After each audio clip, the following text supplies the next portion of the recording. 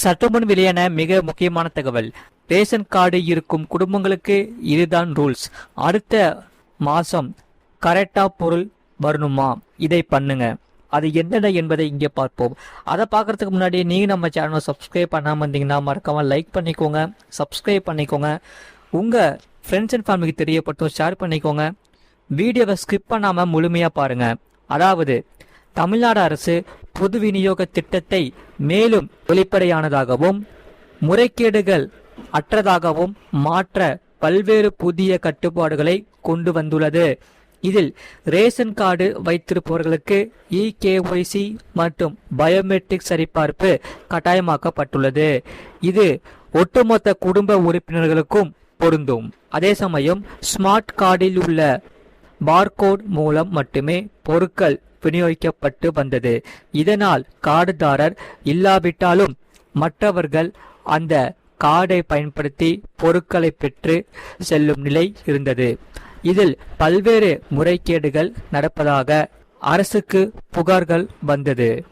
இதையடுத்து இதில் கட்டுப்படுத்தவும் உண்மையான பயனாளிகளுக்கு மட்டுமே அரசின் சலுகைகள் சென்றடைவதை உறுதி செய்யவும் கைரேகை பதிவு செய்யும் இந்த பயோமெட்ரிக் முறை தீவிரப்படுத்தப்பட்டுள்ளது.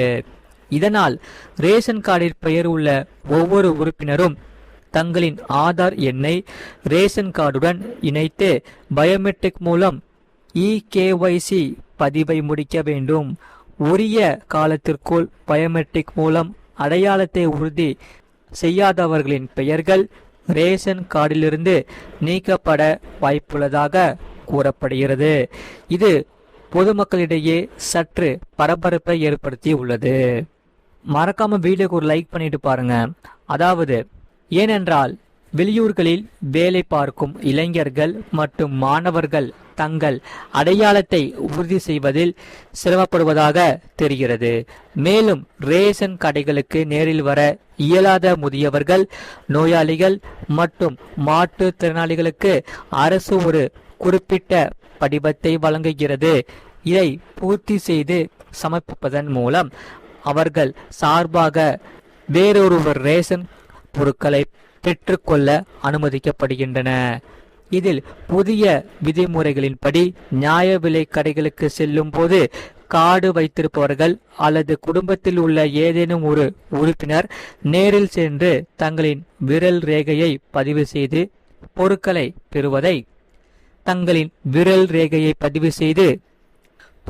பெறுவதை உறுதி செய்ய வேண்டும். ஏதேனும் சந்தேகங்கள் இருந்தால் அருகில் உள்ள வட்ட வழங்கல் அலுவலகத்திலேயே அல்லது அதிகாரப்பூர்வமான இணையதளத்திலோ அணுகி தங்களின் பெயர் விவரங்களை சரிபார்த்து கொள்ளலாம். அதே சமயம் அரசு கொண்டு வந்துள்ள இந்த பயோமெட்ரிக் நடைமுறை போலி கார்டுகளை கண்டறியவும் அரசுக்கு ஏற்படும் நிதி இழப்பை தவிர்க்கவும் உதவும் ஒரு மிகப்பெரிய முக்கிய நடவடிக்கையாக கருதப்படுகிறது. எனவே கார்டுதாரர்கள் தங்களின் பதிவுகளை விரைந்து முடித்து அரசின் சலுகைகளை எவ்வித இடையூறுமின்றி பெற ஒத்துழைக்குமாறு அறிவுறுத்தப்படுகிறார்கள்.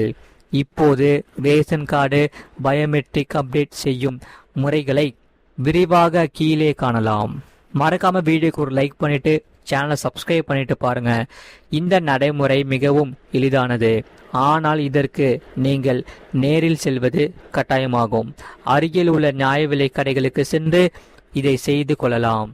ஸ்மார்ட் ரேஷன் கார்டு மற்றும் குடும்பத்தில் உள்ள ஒவ்வொரு உறுப்பினரின் ஆதார் அட்டை தேவைப்படும். இதை நேரில் எடுத்து செல்ல வேண்டும். நியாய விலை கடையில் உள்ள பாயிண்ட் ஆஃப் சேல் இயந்திரத்தில் விற்பனையாளர் உங்கள் ஆதார் எண்ணை பதிவு செய்வார். அதன் பிறகு நீங்கள் இயந்திரத்தில் உள்ள சென்சாரில் உங்கள் விரல் ரேகையை பதிவு செய்ய வேண்டும். இந்த விரல் ரேகை சரியாக பதிவானதும் அந்த விரல்கள் அரசின் மத்திய சர்வரில் அப்டேட் செய்துவிடும். இதில் பயோமெட்ரிக் அப்டேட் செய்யாத உறுப்பினர்கள் சென்றால் போதும். ஏற்கனவே பயோமெட்ரிக் அப்டேட் செய்திருந்தால் இது தேவைப்படாது. அதாவது குறைந்தது ஒரு முறை செய்திருக்க வேண்டும். குழந்தைகள் அல்லது முதியவர்கள் ஆதார் கார்டில் பதிவு செய்யப்பட்டுள்ள விரல் ரேகை சரியாக பதிவாகவில்லை என்றால் ஆதார் கார்டில் மீண்டும் அப்டேட் செய்துவிட்டு பிறகு பயோமெட்ரிக் அப்டேட்டை முடிக்கலாம். மறக்காம வீடியோக்கு ஒரு லைக் பண்ணிக்கோங்க, சேனலை சப்ஸ்கிரைப் பண்ணிக்கோங்க. இந்த செய்தியை பற்றி நீங்கள் என்ன சொல்கிறீங்க கமெண்ட் செக்ஷனில் மறக்காமல் கமெண்ட் பண்ணுங்கள். அதே சமயம் குடும்ப அட்டையில் பெயர் உள்ள ஒவ்வொரு உறுப்பினர்களும் இதை மறக்காமல் தெரிந்துக்கோங்க. அதாவது குடும்ப அட்டையில் பெயர் உள்ள ஒவ்வொரு உறுப்பினரும் அருகில் உள்ள நியாய விலைக் கடைகளில் பதிவு மேற்கொள்ள வேண்டும். தமிழகத்தில் பொதுமக்கள் பயன்பெறும் முக்கிய நலத்திட்டங்களில் ஒன்றாக பொது விநியோக திட்டம் செயல்பட்டு வருகிறது. மாநிலம் முழுவதும் கோடிக்கணக்கான குடும்பங்கள் ரேஷன் கடைகள் மூலம் அத்தியாவசிய பொருட்களை பெற்று வருகின்றன. பயனாளிகளுக்கு உரிய முறையில் பொருட்கள் சென்றடைவதை உறுதி செய்யும் நோக்கில் அரசு பல்வேறு கண்காணிப்பு நடவடிக்கைகளை மேற்கொண்டு வருகிறது. அந்த வகையில் ரேஷன் அட்டைதாரர்களின் விவரங்களை சரிபார்க்கும் பணிகள் தீவிரப்படுத்தப்பட்டுள்ளது. குடும்ப அட்டையில் இடம்பெற்றுள்ள உறுப்பினர்கள் அனைவரின் தகவல்களும் சரியாக உள்ளதா என்பதை உறுதி செய்யும் வகையில் இந்த EKYC பதிவு கட்டாயமாக்கப்பட்டுள்ளது. இந்த பதிவு மூலம் பயனாளிகளின் விவரங்கள் புதுப்பிக்கப்பட்டு தரவுத்தளத்தில் இணைக்கப்படுகிறது. தமிழக அரசு வெளியிட்டுள்ள அறிவிப்பின்படி அனைத்து ரேஷன் அட்டைதாரர்களும் ஜூன் 25ஆம் தேதிக்குள் இந்த EKYC பதிவை நிறைவு செய்ய வேண்டும் என்று வலியுறுத்தப்பட்டுள்ளது. குடும்ப அட்டையில் பெயர் உள்ள ஒவ்வொரு உறுப்பினரும் தங்களுக்கு அருகில் உள்ள நியாய விலைக் கடைகளுக்கு சென்று பதிவு செய்ய வேண்டும் என தெளிவுபடுத்தியுள்ளது.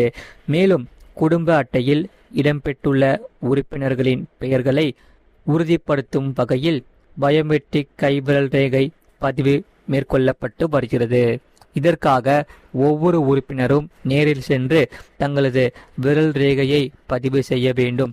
இதன் மூலம் செயல்பாட்டில் இல்லாத அல்லது தவறான பதிவுகளை கண்டறிய முடியும் என அதிகாரிகள் தெரிவித்துள்ளனர்.